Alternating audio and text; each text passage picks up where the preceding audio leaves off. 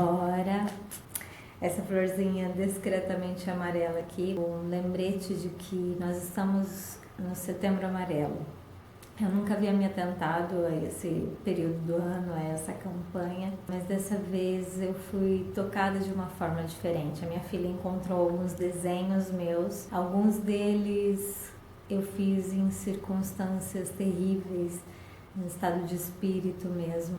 E lembrando aquela angústia, eu não pude ignorar essa coincidência de estarmos num mês que está sendo voltado para essa campanha de conscientização a respeito do suicídio, que infelizmente só tem crescido o número de suicídios ao longo dos últimos anos.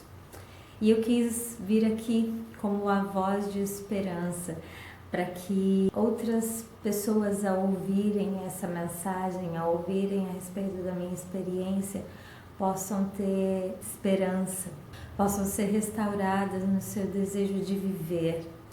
Eu fui restaurada, eu fui transformada através de Cristo. Eu não poderia ignorar e deixar passar essa oportunidade. Como é um assunto muito complexo, o desejo de suicídio e a depressão esteve presente em diferentes períodos da minha vida de forma mais forte, vamos colocar assim. Eu decidi dividir isso em uma série de 3 vídeos. Hoje eu vou falar um pouco da minha infância, de como tudo isso começou, de como pelo menos eu me lembro. Coisas que acarretaram um peso muito grande sobre o meu coraçãozinho de criança e que aos 8 anos me fez tentar tirar a minha própria vida. Antes de mais nada, eu quero contar uma pequena história, uma pequena situação que aconteceu, porque eu não quero que subentenda-se que a minha mãe não fez a parte dela como mãe. A verdade é que ela não tinha como saber aquilo que estava acontecendo comigo, porque a maioria das coisas eu não falava para ninguém, eu não sabia comunicar os meus sentimentos. E a respeito da minha mãe, que é quem me criou da melhor forma possível, eu vou contar essa pequena situação que vivemos. Eu tinha por volta de 3 anos e eu cheguei da escolinha pedindo para que ela fizesse um purê de batata. A minha mãe nunca havia feito um purê de batata, na verdade a mãe estava aprendendo a cozinhar e ela decidiu tentar fazer o purê. E ela quis incrementar e colocou um pouquinho de limão. Não deu certo, deu ruim. Mas o que eu quero dizer com essa experiência que nós vivemos? A minha mãe, ela fez o melhor que ela pôde com o que ela tinha. Eu, sinceramente, demorei muito para entender isso. Eu vim entender exatamente isso depois que eu tive minha primeira filha, a Heloíse, e comecei a entender esse papel tão importante de mãe, tão difícil. E comecei a ser ainda mais grata, passei a compreender ainda mais, quero deixar isso bem claro. Por volta dos meus 3 ou 4 anos, eu acredito que eram uns 4 aninhos, eu sofri meu primeiro abuso. Fui molestada por uma pessoa de confiança. Não falei com ninguém, me levei muitos anos para falar sobre essa situação. Infelizmente, eu vivi situações de abuso sexual em diferentes situações, com diferentes pessoas durante a minha infância. Depois dessa situação, a que mais mexeu comigo veio logo após a morte do meu pai. Meu pai faleceu de um acidente de carro, o carro dele entrou embaixo do caminhão, então ele ficou totalmente desfigurado, não havia condições para que ficasse nem aquele vidrinho do caixão, para que a gente visse o rosto dele. Então o caixão foi totalmente lacrado. E eu lembro da altura do caixão, eu lembro das flores, mas aquele caixão ficou na minha mente. E a partir da morte do meu pai, começou uma grande busca por alguém que pudesse suprir aquela necessidade, aquela ausência. E a minha mãe teve alguns relacionamentos e um deles foi muito sério, um pouco depois que meu pai faleceu, e ela estava para se casar e nós gostávamos muito dele. Tínhamos total confiança, minha mãe confiava nele. Eu não podia mais ir à escolinha que meu irmão ficava no período da tarde, então eu ficava sozinha em casa. E de vez em quando eu ia para a casa que ele estava preparando para quando ele casasse com a minha mãe. foram poucas vezes. Eu sempre ia e ficava brincando na casa da vizinha do lado, ele tinha uma oficina lá, então enquanto ele trabalhava eu estava na casa da vizinha brincando com a filha dela. E nesse dia que aconteceu o abuso, ele estava embriagado. Foi um choque muito grande. Eu lembro que depois do que aconteceu, eu entrei no quarto, sentei na cama, enrolada na toalha, e eu chorei, e aquele quarto parece que aumentou umas 10 vezes o tamanho dele. Eu me senti muito pequena. Eu acho que eu nunca me senti tão sozinha e insegura como naquele momento na minha vida. Era alguém que, até aquele momento, eu acreditava que iria suprir aquela ausência, aquela necessidade de ter uma referência paterna na minha vida. Eu não sabia exatamente o que era isso, eu não falava, vamos procurar um pai, não. Mas levou anos para que eu entendesse que existia essa busca. E graças a Deus, mesmo muito criança, eu tive a consciência de que se eu não falasse sobre aquilo com a minha mãe, outras coisas poderiam vir a acontecer. Eu tentei deixar para lá, mas fiquei com muito medo e pensando nisso. Depois de alguns dias, sentei com a minha mãe, conversei, contei exatamente o que aconteceu. Nós choramos juntas. Minha mãe confiou em mim. Ela sabia que não tinha como eu inventar algo com tantos detalhes. Eu era contadeira de histórias, mas a forma como aconteceu, a forma como eu contei, ela viu que era algo real e que não se podia ignorar. Então ela terminou aquele relacionamento. Algum tempo depois, esse rapaz voltou. Eu estava brincando no terreno, ao lado da casa onde nós morávamos, e ele estava noivo, inclusive. Ele havia se convertido e pediu permissão para minha mãe para me pedir perdão. E eu sinceramente tenho gratidão a Deus de saber que ele foi resgatado. Minha mãe perguntou para mim, né, se eu queria conversar, se eu aceitava falar com ele. Eu disse que tudo bem, e ele me pediu perdão pelo que tinha acontecido. E eu, criança, eu só, tá, tudo bem, eu não via a hora de sair dali. Eu sempre tive muito medo da noite. Eu via vultos, eu sentia, tinha impressões de pessoas perto de mim. Eu tinha medo do momento em que a gente ia ter que dormir. Muitas vezes eu chamava minha mãe à noite e dizia que estava com medo, e ela acendia a luz, me mostrava que estava tudo bem, que eu podia voltar a dormir, mas era assustador, era terrível. Aquela situação que a pessoa vira uma concha, sabe, embaixo do cobertor. Podia estar o calor que fosse, eu dormia de cobertor e enfiava o cobertor tudo embaixo assim e deixava só um buraquinho para respirar. Eu tinha muito medo da noite. Isso era mais um grão de peso, só aumentava o peso em cima de mim, dessas coisas que eu não conseguia compreender.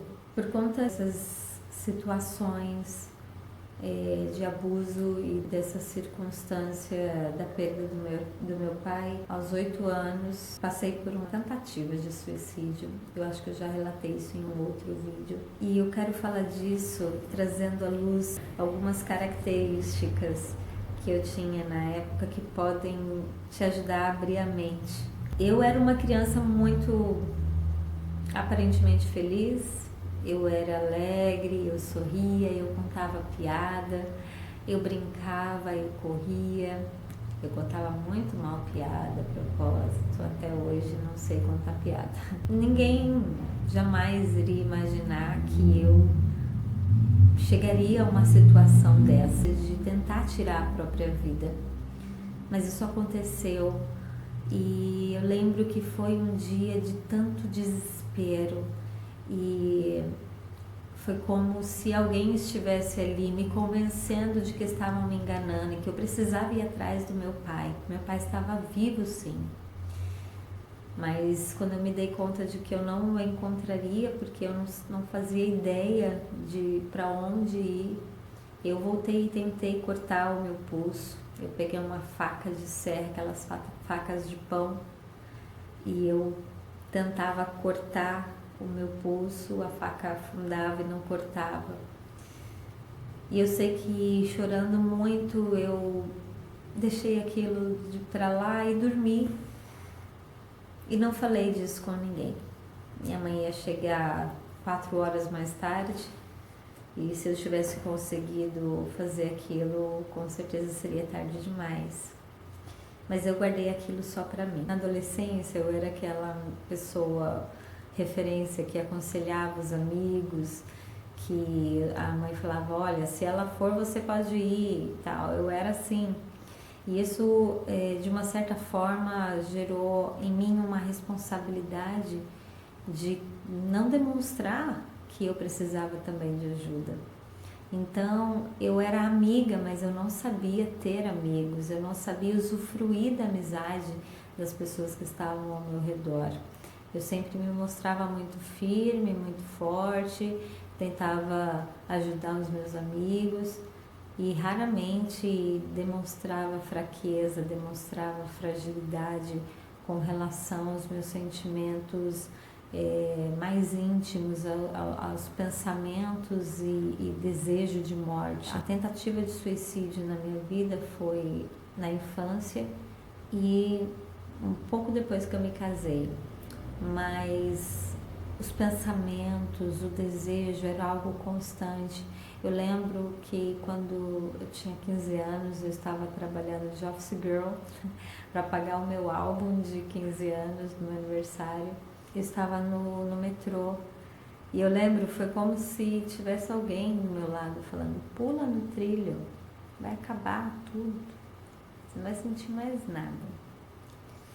E eu cheguei perto assim e fiquei olhando, pisei na linha amarela e voltei para trás. E aquela voz ali me sugerindo essa ideia. E eu lembro que o trem estava vindo, eu estava próximo à linha amarela e eu vi ele de longe e eu tive medo e eu me afastei o máximo que eu pude próximo à parede, porque eu tive medo de realmente fazer aquilo. E a ideia que eu tinha, o sentimento que eu tinha com a morte é de que finalmente eu teria paz, finalmente eu teria um descanso, não teria mais aquele vazio, não teria mais aquela dor, não teria mais que conviver com as lembranças dos traumas que eu carregava. E graças a Deus eu não fui bem sucedida em nenhuma das vezes que eu pensei a respeito ou que tentei. E eu sou muito grata porque assim como o diabo soprava coisas ruins, soprava pensamentos de morte, ilusões a respeito de um possível alívio com aquela situação, existia uma expectativa de vida dentro de mim. Era como se alguém tivesse me contado algo bom que ia acontecer. Eu tinha esse impasse, sabe? Depois que eu aceitei a Cristo, depois do meu batismo e tudo mais, eu tinha essa expectativa. Com a melodia ele me encontrou, me cercou com a canção que me libertou dos meus inimigos, dos meus medos, me salvou. E eu não sou mais escravo do medo,